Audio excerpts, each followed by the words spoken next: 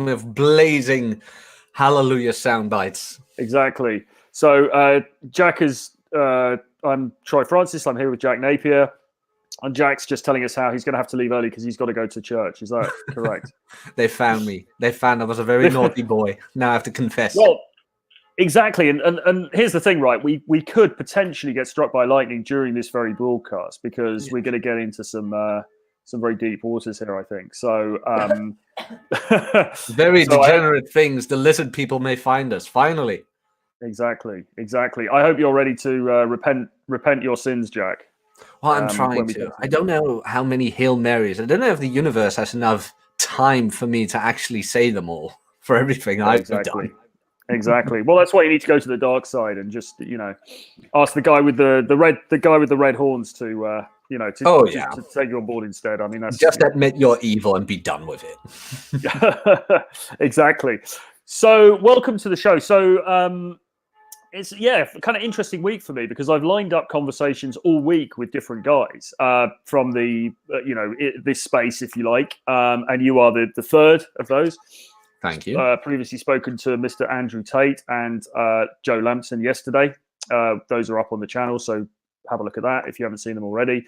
And today, Jack is here. So, Jack, we go back a little while. We've known each other for quite a while.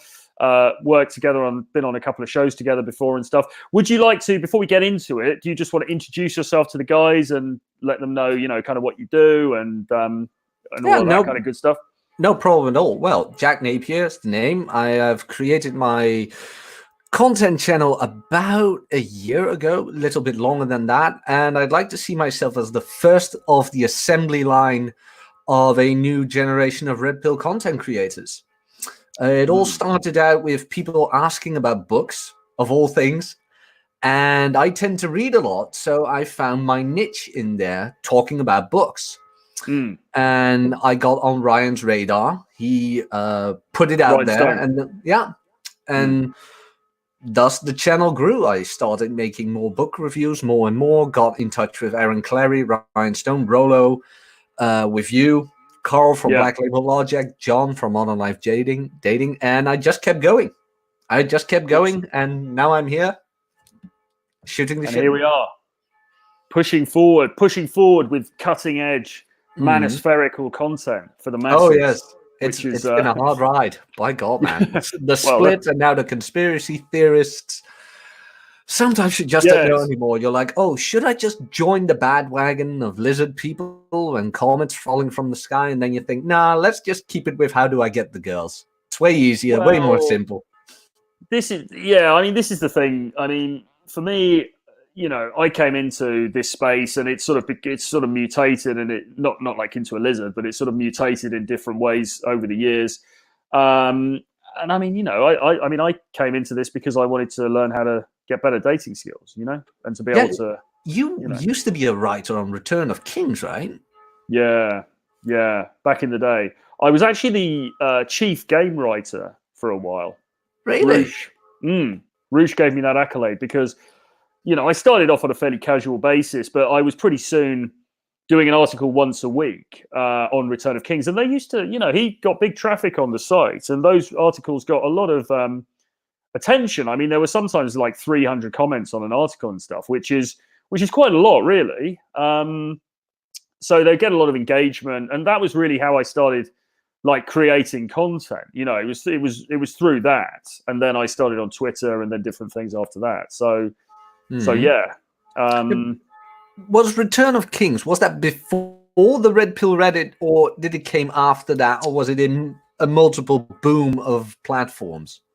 I think it was sort of maybe even after, or certainly concurrently. I was never really on that Reddit until actually fairly recently. I know Ryan sort of came up through there and everything. I was never really on it. I read Rollo's stuff, and I read the Chateau Artiste game stuff and different things.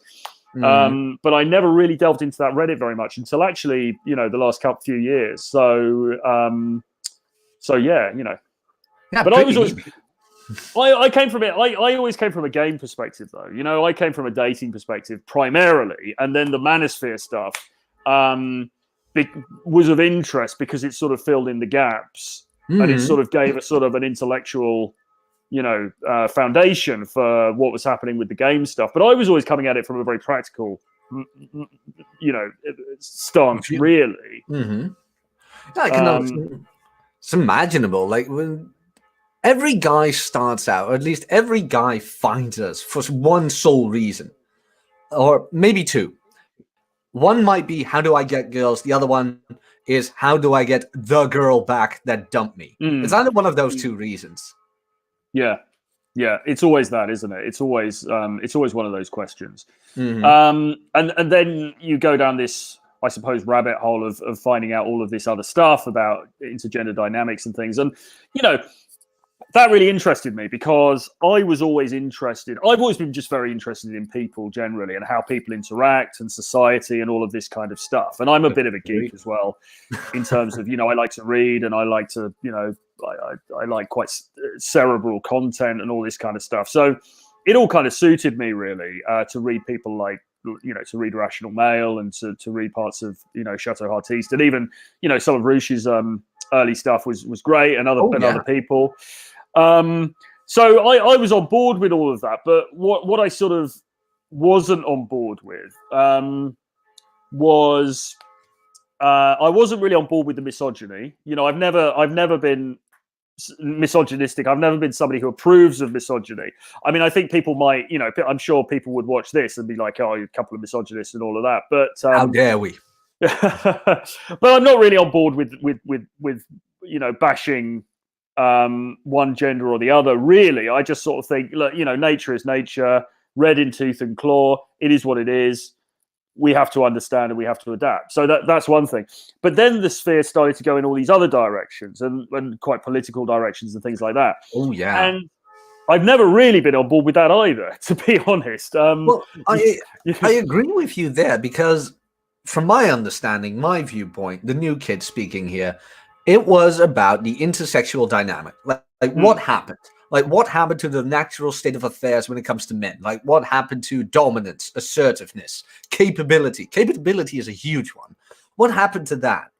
Well, and then you slowly find out we live in a gynocentric social order, and boys are being raised as defective girls, things like that, and girls are being raised as what are they being raised? Like the hero we need but don't deserve.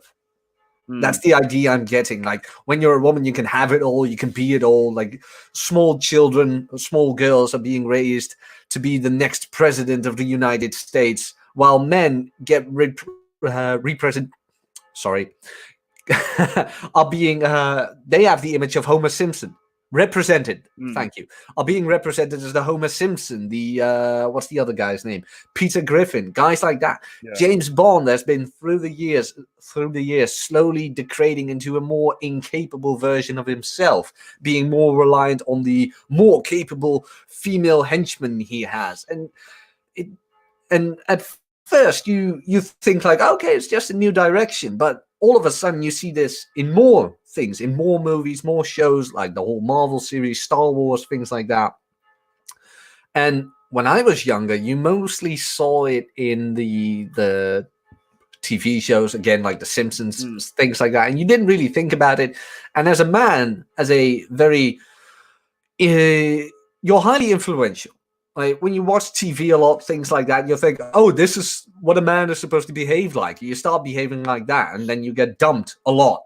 And then you'll think to yourself, well, I have to do something wrong because the common denominator in all the dumping is me. So there has to be something. And then you start Googling things, and you find, I found first, when I start getting into it, who were they again? RSD. And RSD really wasn't that red pill. RSD was more like you had Owen Cook, and then it was like, yeah, the girl who tells you she doesn't have time for you, she's sucking the bartender off right now when you're crying at home that she's not coming to you. And I was like, oh, that's not true, right? Right? And then I start thinking about it, and it clicked. It's like, yes, it is. And then slowly but surely you're finding the red pill Reddit. And then at the beginning I was like, okay, maybe this is a bit too much. Then a friend of mine who got dumped, and he's like, "You need to watch this Corey Wayne character." And well, it all started from there, and then you slowly find out that some of the things Corey Wayne promotes aren't really beneficiary to men either. And then you slowly start getting into the rational mill. You dive deeper into the red pill Reddit because maybe they do have something to say that benefits you. Well, yeah, I mean, there's a lot to unpack there, really. I mean, the first thing is they say that the political and the personal can't be separated, and I think that's true. I mean, as much as I'm kind of coming at this from a libertarian perspective with a small L, in the sense that I just recently listened to Mr. Clary's "Enjoy the Decline," and well, I mean, we need to get him on the show really to talk about his specific stance. But I think ultimately what he's sort of saying, I mean, I think he comes from a fairly right perspective, but I think ultimately what he's saying is, look, this is how things are. There's not a lot we can do about it. So, are you gonna are you gonna complain, or are you gonna just enjoy the decline and do the best for yourself that you can do? And I've always sort of been in that camp. I mean, another guy that I really like is Black Dragon, the blogger Black Dragon, if you ever read any of his stuff. Yeah, he's the guy from the Soft Next, right? That's right, yeah. But he's a very libertarian. He's a very libertarian sort of guy. He's like, listen, it doesn't matter if the Democrats are in charge. It doesn't matter if the Republicans are in charge.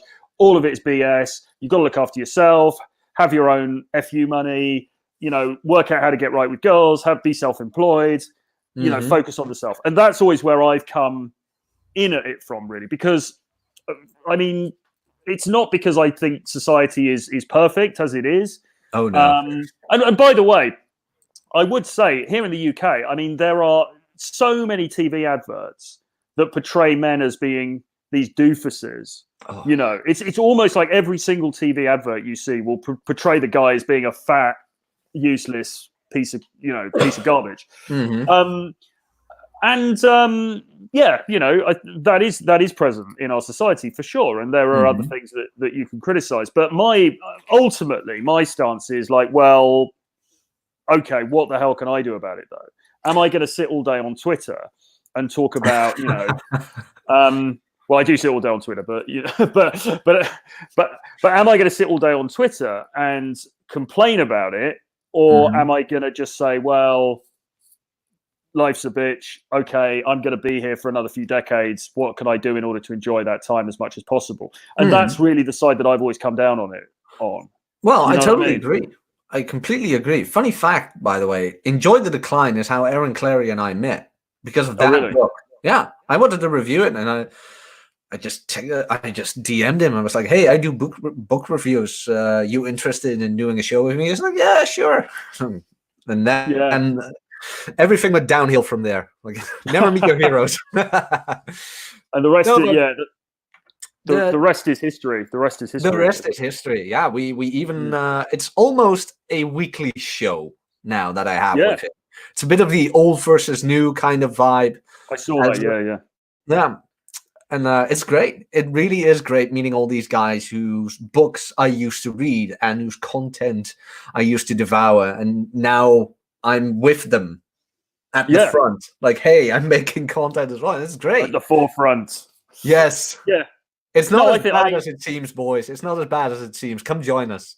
Exactly. The party's in full swing. I've had a little bit of contact with Aaron recently, actually, and I hope that will increase as time goes on. I mean, he's obviously a great guy. He's obviously very, very intelligent, very astute. He has some. I agree with much of what he has to say about the current situation in general, let's say. But yeah, I mean. So there's this thing about so things aren't perfect, and the reason that the sphere became political was because at first it was all a load of guys who were trying to meet girls and date, and then people were starting to say, well, okay, so why is the dating marketplace like this? Why are there why is it so difficult for guys now? Why are these issues here? And then you get a load of guys who were saying, well, the reason it's difficult is because of feminism. It's because of what's being taught in universities. It's because of all of this. And then slowly, it sort of segued into, or segued, however you want to pronounce it, into a very sort of right-wing polemic where basically the message was, well, it shouldn't be like this. It's those goddamn libs who've ruined everything. And if we just, got rid of them and, we followed a more conservative doctrine and, the old cliche about taking it all back to the 1950s, then everything would be all right again. Yeah. And I get the idea. Like the 50s seemed nice, but the 50s were mostly nice because of economic. But there's no Tinder. No, absolutely. There's no Tinder or Bumble or Hinge or the other ones. Plenty of Fish, Hot or Not. Pornhub. I mean, what did guys do for pornography in the 1950s? I mean, it was probably like a bloody, I don't know, a pantyhose catalog or something. Yeah, pin-ups. No, but the thing is, the 50s were great because of economic reasons. I mean, you could buy a house, sustain a family with one income, not even finishing high school. So from that perspective, the 50s were great. But women were just as hypergamous then as they are now. They now have more possibilities to act on it. But you really think that behind the door, nothing went on in the 50s when husband was away from home, the milkman came? Like, that expression came from somewhere. Yeah. Oh yeah, completely. I mean, like, if anybody thinks that hypergamy is a new thing, I mean, they're just an idiot, because you only have to read a Victorian novel, you only have to read Shakespeare, you only have to read some of the ancient Greek stuff to know that this is how it is. This is just human nature. This isn't some new invention. But as you say, what has changed it are various things like the birth control pills, a loosening up of marriage laws, easier divorces, societal, opinions about sexuality, and the internet and apps, dating apps and things like that. All of those things have created the situation that we now see, where it's all a little bit, crazy. But again, what are you going to do about it? So it seems to me there's two ways to go about it. You could either bitch about it and complain, and you can set up a conference in Orlando to teach women how they should be behaving. Like that's gonna work. Not how they are behaving. Or you could just say, well, sod it. I'm going to sit here poolside and I'm going to just enjoy the, I'm going to enjoy the vibes. Now, people will then say, well, that's incredibly irresponsible. How can you be so degenerate and everything? But I mean, I don't know, man. What do you think? I mean, I think I'm in my 40s now, so yeah, almost. I may only have 30 years. Well, if I don't die of the current thing that's going round, I may only have like another 30 years left on the planet. You're not obese. I may only have another 30 years left on the planet. Well, do I spend that 30 years complaining about everything or trying to change everything when that's just not going to happen anyway? Or do I spend those 30 years having a great time and die in Vegas on a, surrounded by on a hawker's ass snorting coke? Well, isn't that the stereotype? I wouldn't have gone there myself, Jack. But thank you for adding that detail. But do you know what I mean? That seems to me the split in all of this, right? No, I know it. I understand what you mean. And then you're actually asking me, what would I do? Well, I mean, what's your view on all of this? My view of all of this is, well, first of all, when people call me irresponsible, I'm like, well, could you please point to the generations that came before me that created all of this? Because it's always easy. Well, it's always easy to point at the current people like, oh, this is all your fault. Yeah, but excuse me, but weren't you handed like all this liberation, and look what you did with it? Like, you blew up the housing market, the education market, everything. You blew everything up, and now it's the millennials' fault. And to get back to your earlier point, why politics? Well, politics is downstream from culture. So it's bound to happen that politics were going to be involved in the whole manosphere eventually. Now, what you're going to do with that is up to you. Are you going to hold conventions and wear red caps? Or are you just going to say, well, these are the cards we're dealt with. What can I do with them?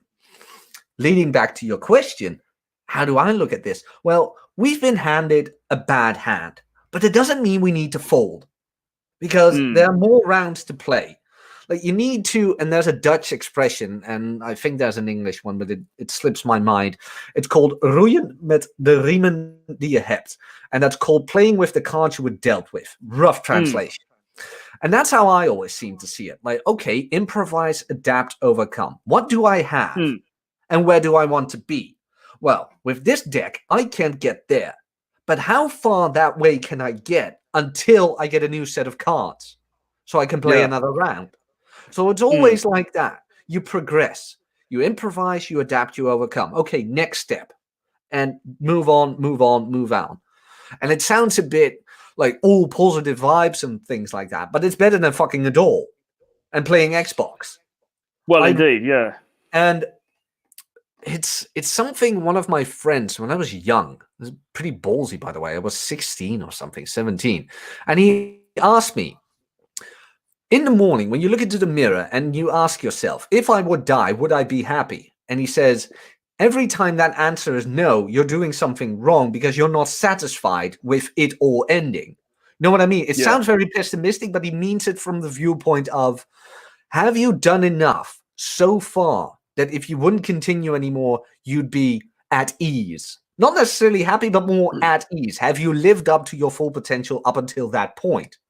So that's how I tend to look at it. Like, I could keep shouting and yelling that everyone's against me. And, well, sometimes when I want to do my groceries or get into traffic, they really are. But outside of that, it's up to me. And enjoying the decline, the real enjoy the decline, is not in the whole sitting back and relaxing, but living it is actually, it's just living a better life. Because think about this, Troy. The people who keep screaming sexism, racism, xenophobia, you name it, all the isms. How do you think their life is? They see panic and horror and evil everywhere. And here you and I sit on Tinder, Bumble, Hinge, whatever, have long-term relationships with women who let us be, who let us do what we do. And most of the current situation isn't affecting us. Well, at least and for me, at least, of course, there's some of the things where I can work at home now, which isn't that bad. But other than that, like most people who cry out that the world is ending, they have their life is worse than mine. And that's my enjoyment in all of this. Yeah, well, I've always been, I suppose, an individualist over a collectivist, and maybe that's a failing, right? Because, as I say, and I put degenerate sort of in a tongue-in-cheek way in the title of this video, because if you come down on the side of, well, sod it, let's just sit poolside and enjoy all of this and whatever, then people will come and say, well, that's degenerate. You need to be building a better society. You need to be doing, you need to become a trad and wear a plaid shirt and go and live in Montana and all of that stuff. A beard. Exactly. And my attitude to that has always been more solid. If you want to do that, knock yourself out. I'll be sitting here having a good time until such time as I move off this mortal, shuffle off this mortal coil. And I agree. And you just answered your own question right there. Like, why did politics get involved? Well, politics has always been between two sides, the individualists and the collectivists. Yes, exactly. And there's a funny sort of a thing, really, because the left and the right obviously hate each other, and it's probably more polarized now than maybe it's ever been. I don't know. And I personally find fault with both sides, to be honest. I mean, I think that I'm no fan of the crazy sort of woke extremes of the left, and the fact that you can't say a lot of things now. I mean, not that I want to say anything massively outrageous, but you know what I mean. The fact that we can't say certain things and everything else is problematic without a doubt, 100%. But you've also got a load of smug idiots sitting on the right as well, who kind of just want to effectively put us into a very, very boring straitjacket of a society where everything is sort of is constrained, and we've all got to sort of, and this is what the trads do. I mean, the problem with the trad vision is if it ever came if it ever came true in a widespread way, it would be a bloody nightmare. Yeah. And they will spend all day flinging rocks at the left, but I don't see them as being a lot better, to be honest. Now, the exception I would make to this is Trump, because actually Trump is quite an interesting figure. He is. Even across the pond, he's amazing. And the funny thing about Trump is that, as much as all of these dudes are, who are trads and Christians and everything, love Trump, and they think he's the God Emperor and everything. I mean, it's an absolute nonsense, because the guy was a playboy for most of his life. I mean, so Melania's his third model, right? Yeah. Speaking of that, did you see that great comeback he made, where he had a press conference? And Trump stood there and he was like, well, I don't usually handle models, at least not these models. And I'm like, oh, did he just really? Well, Trump said that. Yeah, Trump said that. I'm like, did he really go there? Yeah, yeah. So yeah, I mean, I've always believed in individualism, and that's certainly what individualism and freedom, and that's what I've always wanted to pursue in my own life. Now, people will then look at that and say that's selfish. So you get hit with two things: selfishness and degeneracy. They'll say it's selfish because you need to think about the collective, and then they'll say it's degenerate because you're not. Because if everybody lived, a very decadent, hedonistic lifestyle, then what would become of the rest of the culture, right? And they're right, Mm-hmm. And I think actually, Aaron Clarey, in a different way, speaks to this in that book, because not that he's promoting hedonism or anything, but I mean, he says, if everybody lived in this sort of enjoying the decline way, then what would become a society? And he said, well, it would collapse. But the truth of the matter is they're not going to do it, because the vast majority of people will follow the script. And the same is true the same could be said of like the Playboy lifestyle, or whatever you want to call it. Yes, if everybody did it, it would be a bloody disaster, but you don't need to worry, because there are more people who are going to follow the script than there are who are ever going to try and do anything different. Not only that, but not everybody could do it, and that's if we stay in the political lane, we could do it like that. Not everybody could be an individualistic person, and what I mean by that is that it's kind of it really is human nature. You're either a collectivist or an individualist. You can take care of yourself, or you need others to take care of you. To put it very bluntly, you can either be a playboy or a trad. You can either be a complete far to the left liberal communist, or a far to the right conservative, whatever they have there. People are going to balance each other out, and they all need each other in some weird way. Plus the fact, being a playboy, like, you've lived the playboy lifestyle way more than I will. Not everybody could do it, really, because it takes effort, it takes balls, it takes thick skin. I mean, I've had enough dates. I've had plenty of girlfriends, plenty of women, and you get rejected so many times. Like, the return on investment is low, and you need balls to the wall. What's the word again? You really need to be driven. You really need to have that drive to go there, to keep going. Plus, not everybody has the looks. Let's be blunt. Not everybody was born with hair like yours. We couldn't have it all. Even I wasn't born with hair like mine. Really? I think I was bald when I first, came out. Okay, I get you. Things like that. And we might get into the black pill thing, not necessarily go there like everybody is lost, but the fact remains, not everybody could even do it. And then there's IQ differences and things like that. So whether people would choose one side overall, that's going to collapse anyway. All sides, if everybody lived them, will collapse eventually, because it's not sustainable. Yes. Well, I would just say briefly that I don't think, just being a playboy, just being somebody who's had a lot of different experiences in the dating marketplace, I don't think that is that in itself, I don't think is enough for any guy to aspire to. I mean, yes, Look at that's Roosh. kind of cool.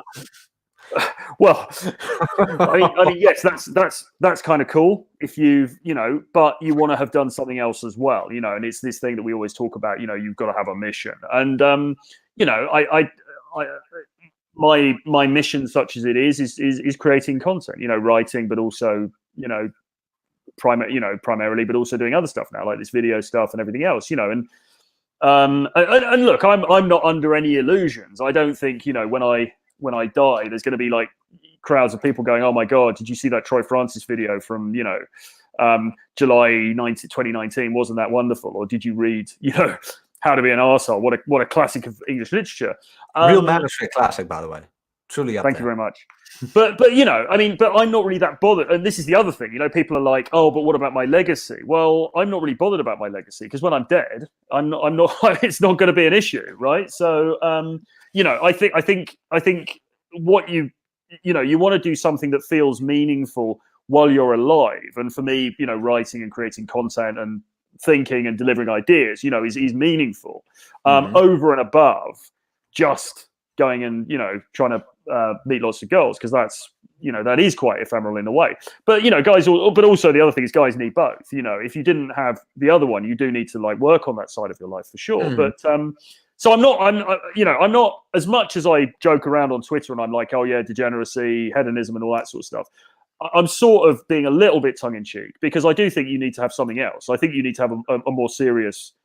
Not even serious, you need to have something, with a bit more substance to it as well. But in the end, it's about having a good life, right? Yeah, and that is the enjoying part in enjoying the decline.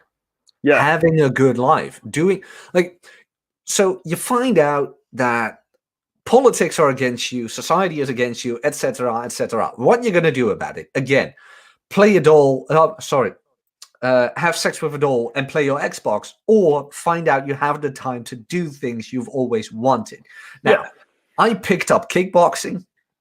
I enjoy it. I like being capable, things like that. And if I ever come in a certain situation, I know how to handle things. I love to read. I have, since last week, I started writing 12,000 words already on paper. Like, it's getting there.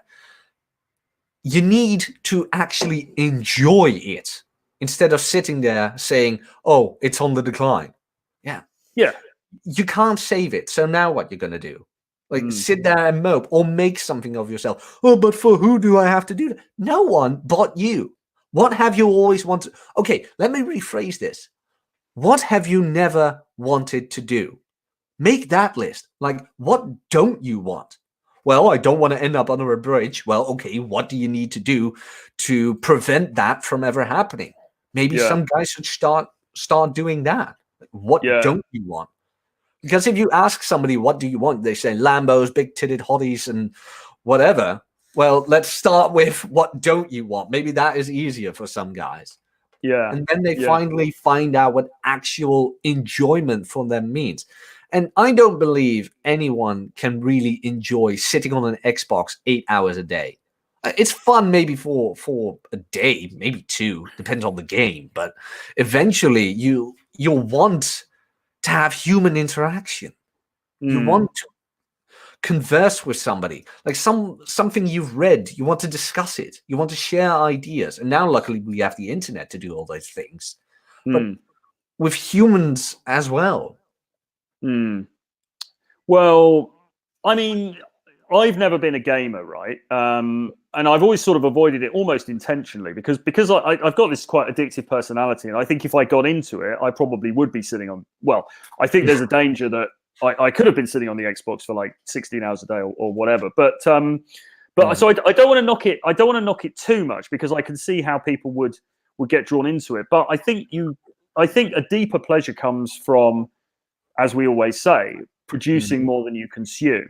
And if you're just playing a video game, then ultimately you are, even though it feels like you're achieving something, ultimately you're consuming somebody else's content. I'm still here, by the way.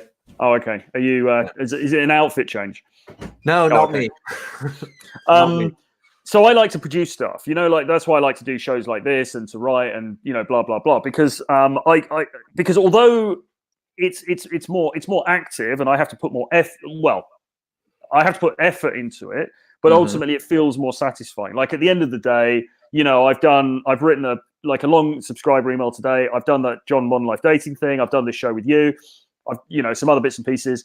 At the end of the day, I'll be like, right, okay, it's been quite a good day. It's been quite a productive day. And that feeling for me is I think is a deeper feeling rather than just, oh, I played a load of games and it was kind of fun. Or I watched a load of YouTube videos and, weren't they funny? But you've got that slight emptiness because you haven't really done anything. Do you know what I mean? Oh, I know exactly what you mean. I have a hard time taking a break. I really do. I mean, I do enjoy video games. I've got a Nintendo Switch. I used to play my Nintendo all the time, things like that. But again, I get up really early these days. And I mean really early. Quickly. Do you have a cold shower? No, bare knuckle push-ups. No, but I get up really early, take my coffee, read 30 minutes, write. I've put myself now to a minimum of 1,000 words. But by then, it's about, what time is that? 7 o'clock. Then I've already done that. Go for a run, go for a shower, go work out, things like that. Then it's about 8 o'clock, and I need to be logged in at work at 8:30. But then I've already done those things. I've already been more productive than about, what, 90% of the population? Well, for a day, that might seem small. But do that like for a week long, a month long, 6 months long. It doesn't take much a day to reach that grander goal in the end. And a lot of people will think at the beginning like, oh, but playing Xbox is way easier. Yeah, it might be. But you'd be surprised how little effort it really takes to, well, name something. Have six-pack abs. Really, it isn't that hard. It really isn't. As long as you stay consistent. It's very easy. One of the easiest things I've ever done, to be bluntly honest. The only thing you need to do is just put yourself to it, like 30 to maybe an hour a day for 6 to 8 months, maybe even a year. You make a habit out of it, things like that. And even with that small increment of time a day, that 1 hour, you will feel so much more accomplished than just playing Xbox. And wishing you'd be something. Instead of being actually someone. And I should just mention, with the writing and, well, the Modern Life Dating webinars and now this show, the end of this day, you'll feel way more accomplished. And to put it bluntly, what are we really doing? We are having a conversation via the internet, but we're sitting down. Like, speaking to each other doesn't take that much amount of calories, now does it?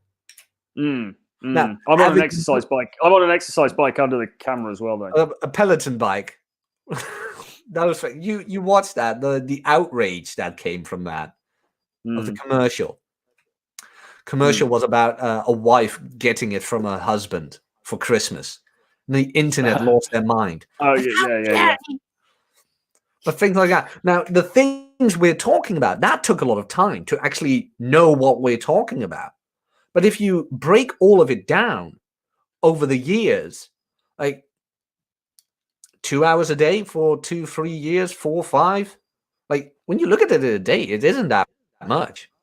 Well, what you're saying actually is, I think, is a really good strategy. I did that when I was doing my corporate job. I would do exactly the same thing. I'd get up early and I would do some of my own stuff first. Like I'd write and then I'd maybe go to the gym or go for a run before I actually started work. And it was quite a conscious thing because firstly, it gave me, it gave me additional time in the day, but also I really wanted to do something for myself before I did anything for anyone else. So yeah, that really works. But we're sort of what we're kind of talking about is this idea of living in the real world and living for yourself, as opposed to LARPing, live action role playing, where you're going into all of this stuff. And one of the things that we talked about offline was the conspiracy theory thing, which is sort of sweeping the manosphere at the moment. Now, there's always sort of been, when politics came into the to the Manosphere, and people were like Return of Kings and other people's websites. You get all these comments underneath, and people would start bringing different politics into it, and sort of like some of it more conspiratorial than others, let's say, and also some some fairly racist things and all that kind of stuff would come into it, unfortunately. But what we're seeing now is, well, I've certainly seen. Well, I mean, obviously you've got whatever Roosh is talking about at the moment, and then you've got these other guys who are sort of, quite sort of well-known guys in the space who are talking about QAnon, and they're talking about these different sort of conspiracy theories and things. And for me, I mean, the problem with it for me, right, is that I just don't see how it's helping anybody, because like this space. I mean, primarily, I initially came to this space to help me with dating. And then it sort of broadened out, and people were talking about fitness and business and nutrition and that kind of stuff. And yeah, that's all great. That's really good stuff. It's really positive. But then when you're suddenly saying, but actually the Queen of England might be a lizard. For a start, I'm not on board with that. But secondly, I don't think it's really helping anybody either. I don't see how, like, if you're spending time on that, how are you improving your life? You're not. You're you're entertaining yourself in a very bad way.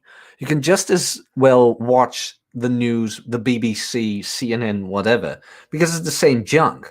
But the only thing you're doing is you're chasing some weird adrenaline rush, like, oh, look at this conspiracy, and oh, this might be true, and oh, we might be ruled by the lizard people. Yeah, look, who cares who runs the world? Who runs you? Ever thought of that? Like, who runs your life? Oh, but the lizard people, fuck off.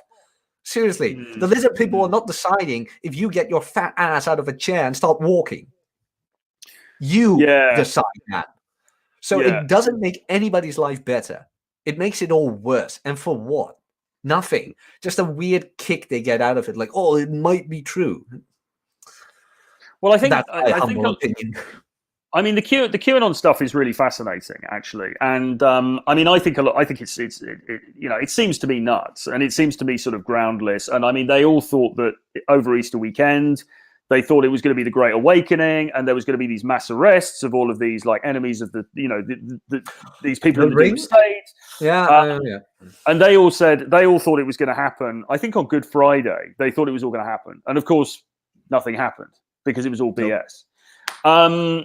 And I suppose they're sort of regrouping now, because they'll say, yes, but that wasn't really what he predicted, or because you've got Q, who's the central figure in this, who will communicate and send out these like cryptic messages, and then you've got all of the fans, and they will make their own interpretations, and then they'll run away with these things. And so they could say, well, the Easter thing wasn't actually Q, because I think Q came back and said, you guys shouldn't be predicting dates. This thing will happen in its own time.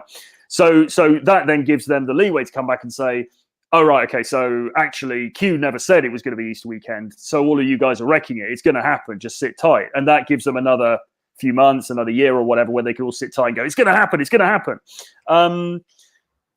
Which is, whatever. I mean, I think it's BS. If people want to spend their time on that kind of stuff, then, it's your life. You can do what you want. But I would question, how is it really helping you? How is it really helping you to improve your life? And I don't think it is. But what's kind of a little bit sad about it is that these people truly believe that there is a horrendous conspiracy where, there's all of this really horrible stuff happening. And that Trump is this sort of god emperor who's going to come in and for the forces of good, and he's going to create this utopia on Earth. And so they're all hanging on and waiting for this to happen. And I think it's fascinating, but it's also a little bit sad that people sort of buy into this stuff and they invest so much of themselves in this stuff, when frankly you could be you could be spending that time doing something positive for yourself instead. Yeah. No, I totally agree, but it's real life Game of Thrones for these people. It really is. Like, Game of Thrones has ended, and the last season was horrible. So now what do they have? Like, the what's it called again? The election year is upon us, and things like that. and then they find this QAnon guy. And okay, let me be blunt. Do I really think the whole situation is as bad as it is? Yeah, not really. But that could be my perception of the world, where I'm not heavily influenced by things that are going on, and I don't watch the news. So maybe it's a very how do I say that? I'm biased. Now, do I think government will take its opportunity to get more power? They always did that. Like, they're gonna do that anyway. But the whole letting all of this determine your life, while it's not supposed to determine whether you get out the door or not. And that's really sad. You just said it. Like, they let it influence their life to such a degree that instead of having their own life, they're living QAnon. Know what I'm saying? Yeah. I mean, what was I going to say? I mean, so you're talking a little bit about the virus now, aren't you? In terms of like because the Q guys got very excited. Well, perhaps slightly the wrong word, but the virus seemed to them to be they began to believe it was a cover. Yeah. For an operation led by Trump against the deep state. And then this idea that this was all going to sort of come to a big explosion over the Easter weekend built up in the community. And they were all sort of tweeting about that. And prominent people who talk about this stuff were saying it's now or never. This is it. This is the Great Awakening. This is the storm. And nothing happened. Okay. So as nothing ever happens, you know, like they've had predictions before. And, you know, again, the reason we're discussing this is because people are bringing this into this space, and so it's you know it's we have to look at this stuff and see if it's worth guys' time or not. You know, and they've predicted these big things to happen several times since 2018, and you know nothing's ever happened. Certainly not on the scale that they're promising, which is that the whole of the deep state is going to be arrested and blah blah blah. Do you remember the 21st of December 2012? Remember that? 2012 was going to be the end of the world. The Aztecs predicted it. Well, 21st of December came, nothing happened. No, they didn't really mean that date. It was, yeah, whatever. How many times should have the world been ended by now? Yeah. First it was the millennium, then it was 2012, and now we've got this, with the deep state being uncovered. And I saw a couple of those, like the whole Oprah thing. Which was, I have to say, that was unique. I read that. I was like, okay, you know what? That's original. Well, like the whole thing, how they did it, like they're in quarantine because blah, blah, and you'll see Tom Hanks was involved. And I was like, yeah. Oh, wow. Okay, I'm paying attention now. Like, I know this is fake, but this is good. But then they'll say he was arrested, and then say, well, no, he isn't, because like he's appeared on TV. So no, but he's arrested. Really, it's just they're letting it, you know. But they don't want to scare the public by letting it be known that he's arrested. So therefore, you know, blah blah blah. Or they'll say that there's doubles. I think they said that there's a double of Eminem of all people. People will come out with this stuff like Eminem's dead. There's a double that's been created of him. Blah blah blah. It's all nuts. Yeah. It's a lot of fun. Paul McCartney. Like how long has there been a clone of Paul McCartney now? Since the Abbey Road album, right? Because he was holding a cigarette with his right hand, but he's left-handed, so it has to be a clone. Do you remember that? Vaguely, yeah. But this stuff, it comes and goes, and it reiterates in different forms, you know, with different conspiracies and stuff like that. But the craziest thing, like I said, I mean, the craziest thing for me, one of the craziest things about the whole Q thing is that they think that Trump is like the God. I think they actually call him the God Emperor. They actually think that he is way older, though. That already came from 2016. And correct me if I'm wrong. There's got to be someone in the chat who knows this for sure. But I think Vox from Vox Day coined that term just to piss people off. What about Trump? They call him the God Emperor because the God Emperor, and fun fact, I happen to know this. God Emperor is a character in Warhammer 40k. And you need to ask Rolo about that. He knows this. And it's supposed to be the divine knight of old that shall bring peace to the universe. And then everybody was hating on Trump, and Vox Day, as the troll that he was, started naming Trump God Emperor, and that had the snowball effect. And now the QAnons are using it as well, that Trump will ring in the golden age where the deep state is uncovered. But it's not going to happen. Well, it's not going to happen. But the other thing that I find, I mean, look, like I said, I mean, Trump is without a doubt is a very interesting character. He's very charismatic. You know, if whether you agree with him or not, I mean, you know, I mean, he's pretty cool. He's quite funny, etc., etc. What I don't think, but the thing is, a lot of these Q people are Christian, and they genuinely think that there. And this is the other weird thing about it as well. And I think the reason that some of our friends on Twitter are talking about this stuff is it sort of started to seeg a little bit into the whole spirituality space as well, because what they're kind of saying is that there's been this great evil that's, you know, kind of trapped the world for all of this time. And what we're going to see now is this raising of consciousness where the deep state or these bad actors are going to be removed. You know, they're going to be taken to Guantanamo Bay and executed. And then there's going to be this raising of consciousness where we all start to operate on a higher level of consciousness, right? So I think that's why some of the sort of energy type grifters get on board with this stuff, because it sort of it fits in on that level as well. And I've lost my thread now, but you know, I mean, clearly this is all nonsense, but I think that's where they're coming from with it. What do you mean that they're coming from it because it's nonsense? Well, well, that's another question. Why are they talking about this stuff?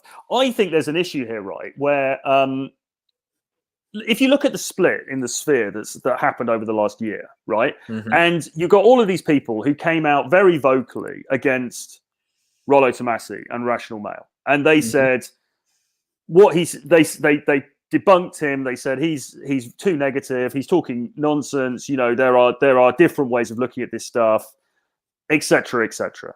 And what it seems to me is that, and so then we're all sitting there going, "Oh, okay, you think that? So what have you got to offer? What are you bringing to the party? What are you going to bring in its place?" And I think the big problem with that faction is that they haven't really got anything to say.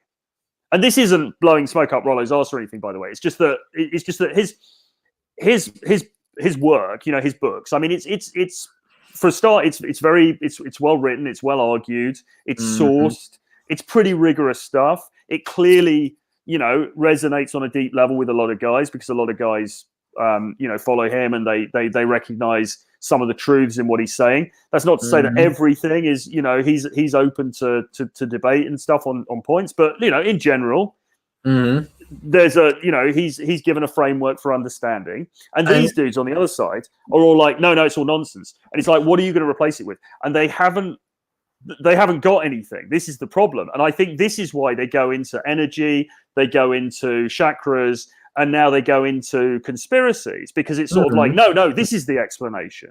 This is the real thing you want to be looking at. And I think they're just grasping around, trying to find something that's gonna stick. Yeah, well, the thing is, Rollo puts it as it is, and the Purple Pill puts it as it wants to be. Because what sells best? Truth or lies? Lies sell way better.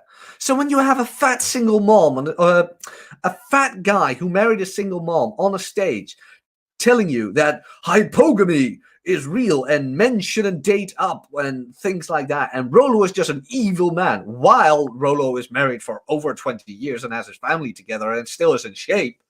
Yeah, I mean, what else are you going to do than attack the man and fill it up with woo-woo magic? Because that's the only thing they've got. Like, if truth doesn't help, then what's the second best thing? It's lies. Like, it's Oprah. It's how Oprah got her money. Honey, you don't need no man. Fish bicycle. You can just do whatever you want and it works. It's the same with selling guys this whole 21con shit. Like, you can be fat. She won't care. Just marry a single mom. At least you'll be loved. Yeah, while you're taking care of somebody else's kid because she couldn't be responsible. I mean, you're selling guys feel-good emotions, because a lot of guys don't want to do the work it takes to be a high-value guy. Then you can walk up into a bar, say hi to a chick, go home with her, and, well, you know the rest. The only thing these guys can do without doing the work is, well, take scraps. Because that's what it is. Yeah. Well, to put it, yes, that's absolutely true. I agree with all of that. And I suppose what's interesting about this conspiracy angle is that this is taking it off in another direction, because the conspiracy thing is not necessarily all feel good. It's not just saying like chakras and vibes and energy. Suddenly we're going in a slightly darker direction, except with the promise that don't worry because Daddy Trump's going to come in and sort everything out. So it's all going to be all right. But I think that in itself is a grift, because actually when you look into the QAnon stuff, actually those guys have got a massive audience as well. I mean, if you go full on with that, I mean, man, I should start doing it. I mean, you can make some serious money with that stuff, because people want to. People love that content. People want to buy into that content. If you can make a name for yourself in that space, talking about that stuff, there's dollar signs in that direction. Probably more than there is in, talking about, intergender dynamics. It's itself way better than telling the truth. True. Well, before. No, it does, because what better thing to hear from a guy who has a platform than, hey, you're good enough. You be you. You don't need to go to the gym. That's what every guy wants to hear. The burden of performance, that's way too negative. No. You should listen. You should not listen to those red pill guys. The burden of performance is a lie. Women will like you for who you are, not for what you do. Of course it will sell. Like the incels will party forever. Finally, by the way, they get out of the house. But it's just way too easy.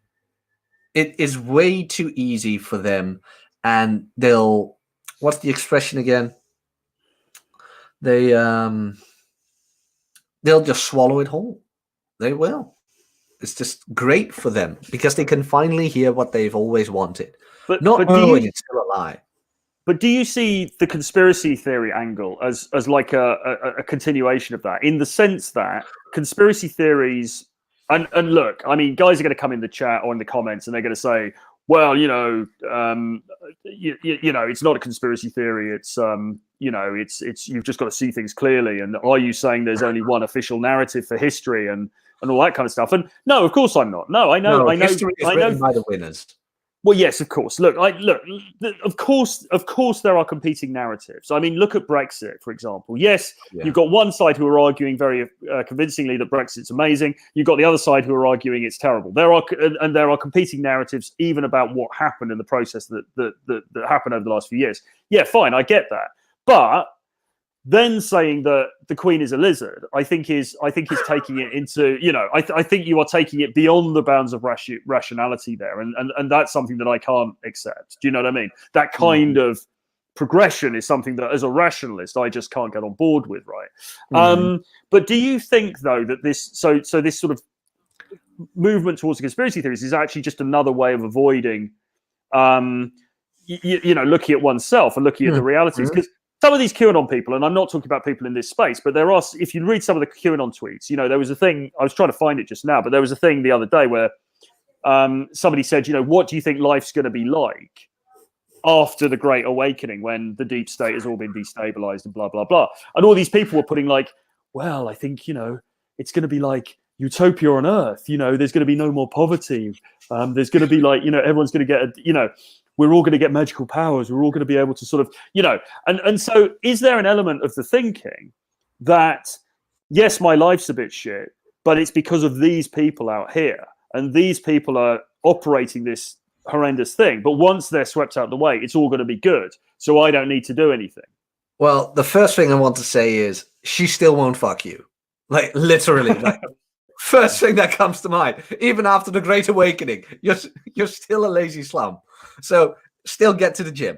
But okay, Do I think that they're using it as a next step? Well, to be very honest, Troy, I think they're bored. I really think they are so bored, and they know their shtick isn't working anymore, that they just look for the next popular thing. Like, what's the new fad in the playground? We've had Beyblades, we've had yo-yos, we've had Pokemon cards. What's the next best thing? Mate, Conspiracy theories. But like I say, there's money in it. There is money in it. I mean, like what about Alex Jones? I mean, how loaded is that dude? I imagine David Icke is raking it in as well. I mean, if you talk about this stuff, you can make some serious cash. I might do a course actually, $999. The conspiracy theory grift, because mate, I mean, you can talk about the most outrageous stuff. It's kind of fun as well because you can make up what you want, and you build an audience. You know, and what of a camp studio with lizard people? What if they're hot lizards? Yeah, well, I think it just gave Tate an idea. Call Alex Jones. They're friends, right? Yeah. But this guy here, Game Warden, is saying conspiracy equals it happens all the time. So I think what he's saying with some of his other comments, you know, illegal collusion to carry out an action. I'm not quite sure what he means by that, but I think you know, there's this point of view. It's hiding in plain sight. Conspiracies happen the whole time. Yeah. You know, you will dismiss it as being like a conspiracy theory as a pejorative, but actually that allows them to get away with it because all of this stuff is happening. That is a view, and as I said, you know, I completely agree that there are competing narratives. If you look at any sort of historic or current political thing, you'll have different narratives, both of which will make sense at the same time. Some people will believe one, some people will believe the other. You know, yes, absolutely. And when the history books come to be written, they'll be written by the winners. And so we'll have one narrative, and actually maybe the other narrative was true, whatever truth really means. But as I say, I have to draw the line when we get into stuff that is beyond anybody's lived experience and frankly, you know, goes beyond the bounds of what of proper rational thinking. And I think when you're starting to take seriously ideas like Baron Trump is a time traveler, I think you are, which you know, which people have that one. which people have in our space, you know. So well, maybe Baron Trump could be a time traveler. What about that book where there's some book about this guy Baron Trump, blah blah blah? I think when you're getting into that space, I think there's a problem, right? Because I don't think that. I think you're going beyond the bounds of rationality, and I don't see how that's helping you or anybody else. No, it's helping nobody, and should really put down the weed, to be very honest. And people never like me when I say that. Like, I'm libertarian when it comes to that. Like, do drugs whenever and wherever you want, but when you start doing that stuff, and your priorities are with conspiracy theories, you should really put down the weed, man. You've had enough. Yeah, and it's just problematic, and the sphere already has a bad rap.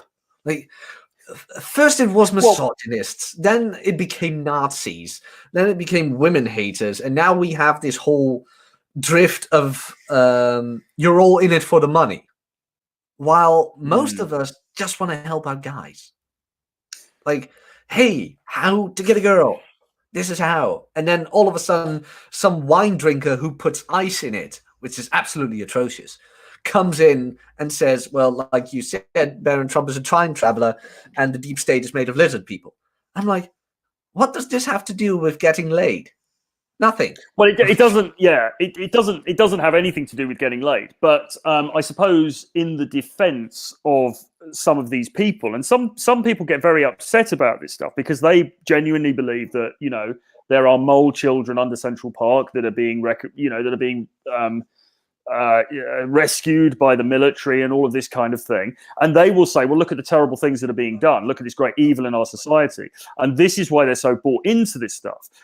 But and I, you know, I feel bad about those people because I think that they are. I think they're going at this in the. You know, I think they're. I don't believe what they're saying. I don't believe what they're being told. But by the same token, they're also LARPers because they're. You know, they will say things like, "Well, look at all this terrible stuff that's happening. Look at these terrible. You know, look at all these evil people in the world. We need to fight." And that sounds great until you think, but what are you actually doing? You're sitting in front of your laptop in your mum's basement eating Cheetos, talking about this stuff all day. What are you actually doing? And in most cases, except when you get some nutter who goes and tries to shoot up a pizza joint, they're not doing anything. They're sitting in front of their keyboard. So again, I mean, it comes back to my original thing, which is, look, even if the Queen is a lizard, even if we are being ruled by alien overlords, or we're living in a simulation, or whatever, well, so what? Yeah. Do you know what I mean? Like what should I do about that? What should I do about it, Jack? Should I go and uncover the lizard people? Well, maybe. I mean, you're a great writer. Maybe you should get some fiction out of this. You deserve it. Like, take some time off, write a good fiction book about the lizard people in the manosphere. Maybe Roosh is one. Who knows? I did actually see a really. I saw something the other day. I was reading about this stuff, and I saved a little anecdote that I found about a woman who'd bought into a conspiracy theory and something that happened with her kid. And I've saved it because I thought that could make a really awesome story. It's quite dark, but it's kind of really interesting as well. So there's some interesting material in this stuff for sure. I mean, I don't know, man. I mean, people will criticize this and they'll say, yeah, but you're just not looking deeply enough, or you just don't understand it, man, or there's too many coincidences and all of that. I've always liked to keep things very simple, though. I've always liked to sort of say, okay, so what is in my purview? What do I want to get out of life? What can I affect? What can I not affect? And take it from there. Do you agree that's a way to go? I 100% agree. Like, it's very stoic, actually. So what can I control and what can I not? And there's a great proverb about that, like, give me the wisdom to separate one from the other. Yeah, I don't know the actual quote, but it's a great one. And again, maybe it's true. Like, maybe the Queen of England is a lizard. Who knows? I mean, she's old enough. But what does that have to do with you getting off your chair and going outside for an hour? Nothing. You can still do that. She's not preventing you. She's not in front of your door. That's not happening. And, they're watching me on my television screen. Okay, then put it off and give it away. You have better things to do. Go read a book. Even if everything is true, and I shall admit, I have certain mistrusts about the government. I absolutely do. Do you think Baron Trump is a time traveler? Not yet. I mean, it's possible, right? How do we know? Yeah, how do we know? Isn't that Occam's razor? Like, you can't deny or you can't disprove it. Got you there. But these things do not prevent you from going out and walking up to her. Like, know what I'm saying? These things do not prevent you from, okay, the gyms are closed right now. Fine. But it doesn't prevent you from getting a backpack, putting a rock in it or something else that's heavy, and doing your sets of squats, things like that. From reading, from writing, whatever. All the things you can actually do. You're the only one who's preventing you from doing it. And the reason you're giving it is because what's happening in the world. Yeah, but you should look at your own first. Like this. Yeah, there's something else as well, right, which I think is interesting, which I find the fixation on Trump slightly concerning in a way, because I think I'm not detracting from Trump at all. We've already discussed him, etc., etc. But I do think if you are, a lot of these people seem to be craving a father figure. They seem to be they want the alpha male. They want the alpha daddy to come in and make everything all right. Mm-hmm. And firstly, you want to question, is Trump really the dude who's going to do that? But even aside from that, we're all sitting here talking about being alpha and being like the man and, blah, blah, blah. Is it really alpha to be going, oh, come on, Daddy Trump, please save me? You're letting another man dictate your life. And that's pretty much the biggest beta thing I've ever seen. I mean, I like the Donald. I'll be honest. If there's one politician I'd vote for, if I could, it'd be him. Because he's rude, he's crass, he's dumb. What about Boris? Did you see that Boris? Did you see that Boris meme with the Austin Powers thing? Yeah, I loved it. How's he doing, by the way? Is he doing well? I haven't seen a lot of news the last couple of days. As far as I know, though, he's out of hospital and he's doing all right. Yeah. Yeah, Hence that meme, I think. Boris is pretty neat as well. He's pretty cheeky, by the way, because I saw an article where he had a list of all the women in his office who behaved nicely and who didn't. Oh, really? Yeah, and who were on his hot list and what grade they had, and they found out, and everybody was pissed. So that, I think that's just humorous. That's just humorous. Like having a guy in Parliament, even being the Prime Minister of England, doing that. And having the President of the United States making a remark about him used to banging models. I mean, that's just funny. Well, I think it's quite. Yes, I mean, I think both of these guys are quite funny, really, and I quite appreciate that. I quite appreciate the sort of the irreverence, you know. I think there's a lot of affection for Boris in the UK as well, really. I mean, I think and people were concerned when he went into hospital, even people that don't agree with his policies particularly, but they were sort of, because he's been such a big figure here for such a long time, and I think everyone was like, oh, you know, I think there's a lot of affection for him here. I think, although not everybody likes, you know, what you know, stuff that he's doing, but. But yeah, you know, I mean, they bring a sort of irreverence to things. They bring a sort of jocularity to things, which I think is pretty healthy. But you know, it's like I don't think you should look to. I don't think it's the way you want to be going. And this is why the MAGA hat thing annoys me. You know, with these dudes at that convention, because it's sort of like, well, you're going around. You're sort of. I mean, yes. The president of the United States is more powerful than you. There's no doubt about that. There is a hierarchy, and he is higher up the societal hierarchy. I mean, there's no, you know, you can't argue with that. But do you really have to sort of masochistically crave it? Do you really have to be like, oh my God, he's so amazing?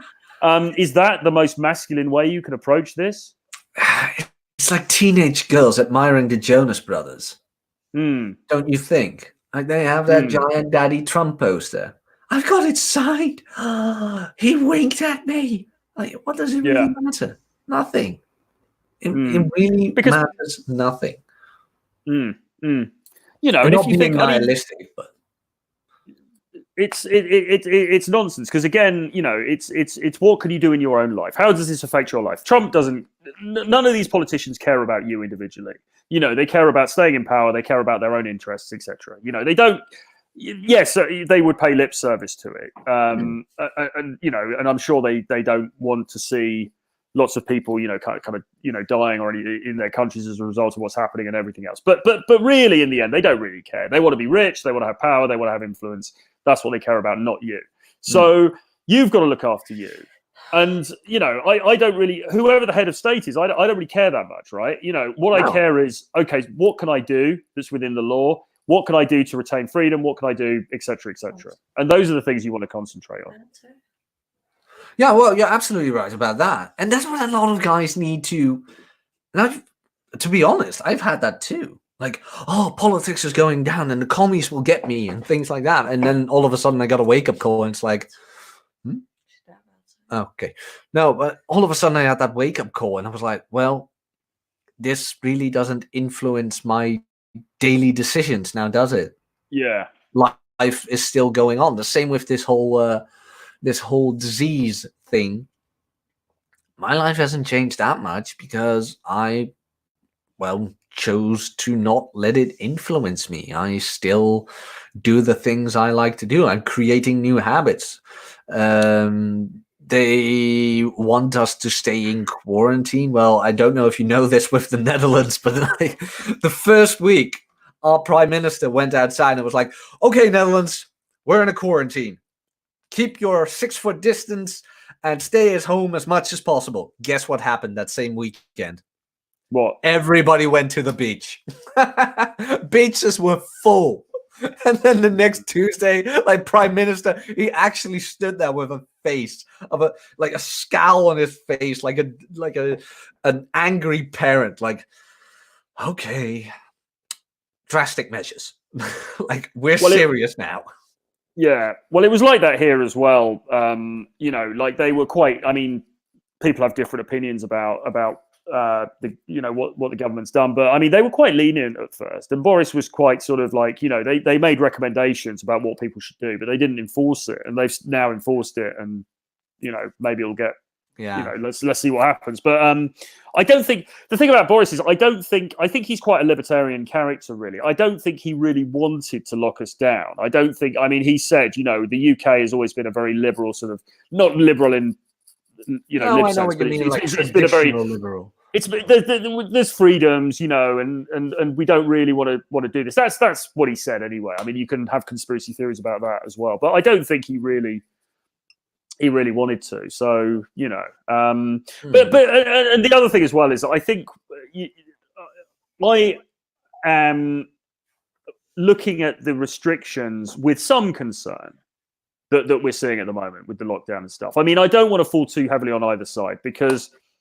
clearly this thing is out there. Clearly, people are becoming ill, and that's not a good thing, and we want to try and contain it. But at the same time, you see so many people on social media who are literally crying out for greater restrictions to their civil liberties, and I think that is something that we at least need to question. Yes, and it's that old situation of giving up freedom for security, and that's bound to happen, and especially these days with the whole feminized society, where people in general tend to value security over freedom, because a lot of them they've misused their freedom. Actually, we have a state of abundance when it comes to food and resources and things like that. Guess what happens? Obesity is on the rise. Obesity is above 50% worldwide, I think. No, that's not completely true. Hold on. I know America is over 50%. I know the Netherlands is now at 50%. I don't know about the UK, but you can't make it globally because Africa and things will be taken into calculation, which immediately takes it down. But still, in the most prosperous countries, obesity is now a problem, things like that. So all the freedoms we've had are being misused. So now that a lot of things are being taken away from people, everybody seems to want security. Like, security above all. Like, I don't care what happens as long as I'm safe. Not knowing that, with letting that happen and not going through the short-term pain, they will have long-term losses. Yeah, I mean, I just think it's something that people should, you should keep an eye on, really, and you should think carefully when you are calling for restrictions on yourself, because it's just something you need to think about carefully. Well, again, I do mistrust the government at a certain point, and that's why I always advocate for reading 1984 by George Orwell. I'm not saying it's truth, but there's some things in there that are really relevant, and especially at times like these. Yeah, I mean, I would agree. I've read that probably 3 or 4 times now, and I'm sure I'll read it. I'm sure I'll read it again, because I think that book teaches you pretty much, I think, everything you need to know to understand, global politics, really, doesn't it? Yeah. I think. Yeah, it does. Absolutely. That's why I always advocate for it. And I found it very strange that it's taken off the curriculum list of modern day high schools. Yeah. Conspiracy. Well, yeah, I mean, it's but that is a great book. I mean, everyone should 100% read that. I mean, that just it makes clear so much about what, Brave New World by Aldous Huxley too, by the way. I need to reread that. I've not read that for years. I need to reread that. It's good. Maybe I'll do that soon. It's good. Like, the main difference is, like, 1984 is mostly totalitarian, and Brave New World is more authoritarian, if you know what I mean. Okay. I need to read it again. I wanted to read his Doors of Perception as well, actually. Have you read that? No. About LSD or whatever it is. I kind of want to go on board. I never. No, I had a drag of a joint 2 to 3 times in my life, and I was like, okay, I don't want to do this. Man, you're in the Netherlands. What are you doing? I know. You now. I should, really. I went into. I never felt drawn to drugs. Actually, I never did. I Yeah, saw I I saw a lot of my schoolmates and things like that, guys like that, who were on it, and I just saw them like going down. I won't say it's a gateway drug, but I will say that all those guys who used to do it a lot got on hard drugs, and mm, they themselves, they all had something else in common, not just smoking weed. They all came from broken homes and things like that, and they never really took a good hard look at themselves. And well, what we just said, that you can make your own decisions, they let themselves be led by their circumstances. So I wouldn't say it's the drugs, but those circumstances with the drugs led to a dark path. So I just took that as an example of, well, maybe I don't want to do that. mm. Well, I mean, I don't do anything anymore, and I haven't for a long time. But I was in Amsterdam actually a year or so ago with a friend of mine, and he was smoking. We were in this one of the cafes there, and I was getting half the stuff just sitting in there. I was like, "What?" Oh yeah, the coffee shops here, like coffee shop where you live actually means a shop where you can drink coffee. Coffee Yeah. shop here means, oh, that's the place where you can get hash and cannabis and all the other. Yeah. Yeah. But here's the thing, right? So we've been on for an hour and 20, so we're kind of been on quite a while. So I don't know how long you've got, but I won't keep you for necessarily. Oh for no, too much I can go about for 20 or 10 more minutes, and after the show, I'd just love to pick your brain on something. Yeah, well, because I think the last piece of this that I was going to mention, you'd mentioned that you wanted to say to maybe touch on minimalism, and I think one way to bring all this together is like, okay, so what can people do? You're not buying into the conspiracy theories, blah blah blah. And I think one of the things that I've got from this whole situation currently is, is like you've got to be anti-fragility, right? Bingo. So, I was talking to Andrew Tate actually on Monday, and we touched on this with him. I mean, obviously it's different with him because he's like, I've got 17 Lambos and blah, blah, Best blah. example of minimalism ever. Yeah. But you don't have to go that route, right? No. And I think there are certain central, you want to have autonomy and freedom in your life as much as you can. And that means being with relationships, that means having some autonomy within your relationships and being able to meet new girls if you need to. It means ideally being self-employed, so you're not reliant on one employer to pay your bills. And if that messes up, then you've got nothing. And I also think being location independent is really important as well, because if you're in one place and things go to crap there, you could move somewhere else. And minimalism, I suppose, is like a key part of all of that. Really, it's a bit like being agile, being ready to move, keeping your costs low. Yes. Is that where you come in on it? That's kind of my angle, indeed, because there's two ways of freedom. Either one, you have like a shitload of cash, more money than God, and it will just never run dry. And I mean never. That's one way to go. But not everybody strikes gold. So what do you do then? Well, what we have these days is the whole consumerism. Again, people are afraid, they want to buy stuff, they feel good and happy and solid and whatever.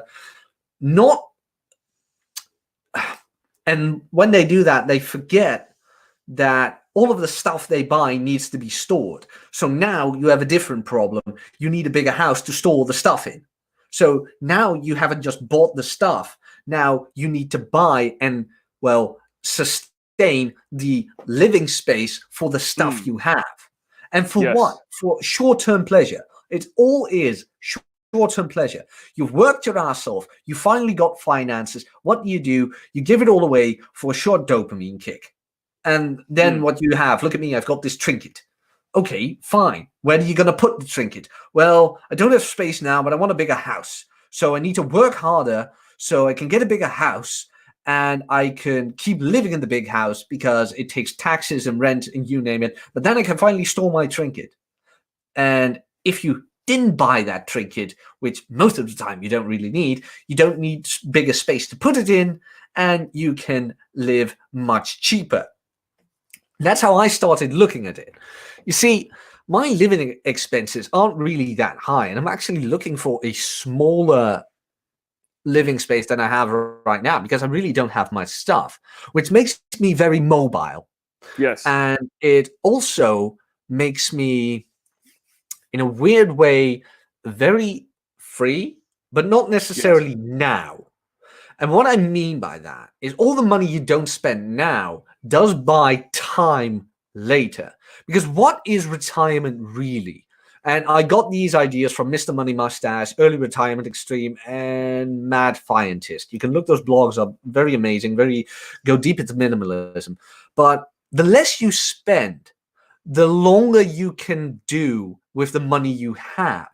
So let's say you take the 9 to 5 and you earn around 2,500 a month, but you only spend 1,000, and that includes everything. That absolutely includes food, gym, living, etc. So every month you can put away 1,500. That's 1 month of living. Every month you can put away. Do that for 10 years, and well, on the top of my head, I don't know how long, but with 1 year, you have bought an extra year of freedom. At least that's how I tend to look at it, and that's how I calculate it. Now, then the question comes, well, how do you save that up? Because money inflates and things like that. Well, that's where investment comes in. Precious metals, things like that. But that's my way of looking at it, and especially in these times, because a lot of people have lost a lot of stuff. They don't even have 1 or 2 months of expenses in their bank account, and people are losing their jobs left and right. Yeah. And why is that? Because as soon as they got money, they gave it all away on car payments, mortgage payments, stuff they didn't need, you name it. Instant gratification. But when you take the minimalistic route and you're being smart about it, and instead of living like what you earn, you start living to what you actually need, don't want, and everything you earn extra will buy you that time in the future. Yeah, it makes a lot of sense. And I think as well, I think guys really don't actually need that much, you know? No. Oh, but my You woman know, likes me to have money. Oh God, seriously. Let me hit on this real quick, because Rolo and I got in we posted about men paying for dinner dates. The whole gold digger argument is stupid. It really is. It's dumb. And why is that? Because it comes from a state of insecurity. I'm afraid of gold diggers. No, you're not afraid for gold diggers. You're afraid that she will not like you enough because you don't have enough money. But that's not because of her. That's because you add that much value to how much money you have for her. Yeah. I don't take my girls out anymore, especially not on a first date. Coffee, maybe, if I'm in a good mood. And I'll pay for it. But most of the time, it's go to the park, go to my place, go to her place. And then maybe if 6 months go by and she's still around, then I'll take her to dinner. But other than that, no. Like, how do I prevent myself from gold diggers? Don't flash your money around. Don't. Yeah. Seriously, it breaks my head. Like, I'm afraid of gold diggers. Why? Well, because I have a lot of money. How's she supposed to know? Yeah. Yeah. I think yes. I mean, I think gold diggers are fairly easily identified and avoided. Really, I mean, the central issue with that is thirst, isn't it? Because the guy's so thirsty that he'll go along with what she wants in order to try and get where he wants to be. But it's your choice. You don't have to do that. You need to handle your thirst. It's your. Don't want to blame the guy entirely, but it's kind of your fault, really. I mean, she's going to do what she's going to do. Don't fall into that frame. A woman won't do or say anything to you that you don't allow her to do. Done. That's it. Indeed. I'm very serious about that. And no conspiracy theory there. Baron Trump told me that. Yes, indeed. Well, listen, we've been on for like an hour and a half now, so it's been a really good show, actually. It's been a really interesting chat. We got deep into the weeds of some issues. If I get kidnapped by lizard aliens tonight, then it's been glad knowing you. Yeah. So yeah, but before we go, is there any final words that you'd like to say? And also, where can people find you? Is there anything that they should look out for at the moment, etc., etc.? Well, I just dropped the link to my YouTube channel in the chat. You can find me there. I do weekly podcasts on Friday night with Rob from Rob Says, and mostly every week with Aaron Clary as well. We have a series going called Old versus Young. Most of the time he's there. If he's not there, I change it to Napier Knows, a weekly podcast of mine as well. Or just Young. Yeah, we'll just call it Young then. The old is missing. He finally got taken by the lizard people. And any final thoughts? Well, I just hit on it now. Like, you are the one who controls your life, not the lizard people, not the Queen of England, and not gold diggers. Like, people in general won't do or say anything to you that you don't invite them to do. And if anybody does say or do anything to you that you don't like, you remove yourself from the situation. It's all up to you how that continues. I think yes, I think that's correct. Now people then might say, "Oh, but you don't understand. The elites are controlling everything." Well, become an elite to an extent. Well, yeah, become an elite. Yeah. But here's the thing, right? In 1984, and I think I'm correct in saying this. Actually, it's only, I think, 10% of the population who are actually in the party who are subject to all of those controls. So Winston Smith, who's, an operative for the party, he's got the telly screen in his room. He's got that control.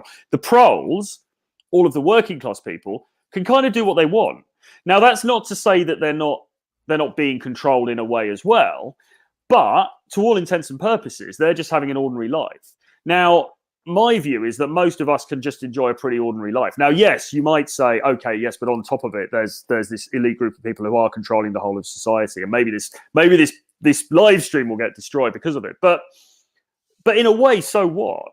Within that paradigm, even if that's true, and of course it is true to some extent, you could still have an amazing life. You can still make money. You can still buy a yacht. You can still go to Croatia and party with hotties on the beach and stuff. You can still have a fantastic time.